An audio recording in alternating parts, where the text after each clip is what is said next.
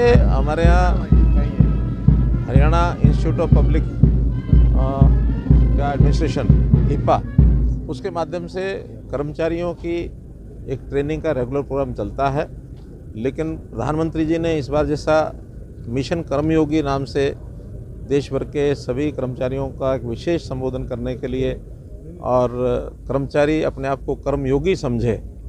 कर्मयोगी और कर्मचारी में इतना ही है, कर्मचारी यानी काम करने के लिए अपनी दिनचर्या पूरी की, योग के साथ कर्म यानी जनता के हित में हर प्रकार के व्यवहार के नाते से जनहित के अंदर सब लोग लगे।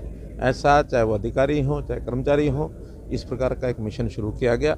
हरियाणा में लगभग 3.5 लाख पक्के कर्मचारी हैं और ये प्रोसेस हमारा 30 नवंबर को शुरू हुआ था और बहुत सी ताकत इसमें लगी है और 31 मार्च तक इसको पूरा करना है। 3.5 लाख में से लगभग 2 लाख कर्मचारियों का प्रशिक्षण हो चुका है और 1.5 लाख बाकी जो हैं अगले फरवरी और मार्च के अंदर हो जाएगा और एक अच्छा उसका रिजल्ट निकल रहा है। बहुत से कर्मचारी इससे बड़े प्रसन्न हैं, प्रभावित हैं और अपने काम में दक्षता कैसे लेकर के आएँ और उनका दृष्टिकोण और उनकी सोच कैसे ये बदले, खास करके जनहित में काम करने की उनको यानी प्रेरणा उनको मिले, कामचोर न बने, काम को पूर्ण मनोयोग से करें।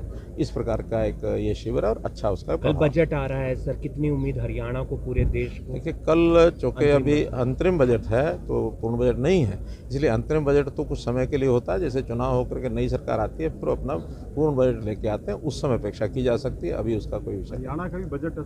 हाँ, हरियाणा का बजट अभी आएगा। बजट का सत्र हमने कैबिनेट ने एक निवेदन किया है 20 फरवरी से बजट सत्र शुरू करने की बात कही गई है। उसके बाद बिजनेस एडवाइजरी कमेटी उसका आगे का टाइम टेबल बना करके आपको बताएंगे। लोकसभा के लिए कार्यालय खोल दिए गए हैं, सब कार्यालय खोल दिए गए हैं। लोकसभा के चुनाव का हमने तो कह दिया कि बिल्कुल बच चुका है। अब आज भी मेरी दिल्ली में बैठक है, हम लोग लोकसभा के चुनाव को लेकर के बैठने वाले। अब हर दिन हर लोकसभा में जिनके जिम्मे जो काम है उस हिसाब से सब ये तो सब चीजें पार्लियामेंट्री बोर्ड के ऊपर निर्भर करता है। ईडी की कार्रवाई को लेकर जो विपक्ष पे लगातार हमले कर रहे हैं, ईडी का हमारा कोई संबंध नहीं है, वो एक इंडिपेंडेंट एजेंसी है और उनके पास कुछ सूचनाएं रहती हैं, वो अपनी कार्रवाई करते हैं और समाज देश के अंदर ऐसे संस्थाएं जो जिसका काम होता है सब अपने तरीके से करती हैं। ऑटोनोमस बॉडीज जो होती हैं उसमें सरकार का कोई दखलंदाजी नहीं होता। जातिगत जनगणना के बारे में रडार पर है। हमारे यहाँ तो सब चीज़ें ठीक चल रही हैं, किसी प्रकार की कोई जातिगत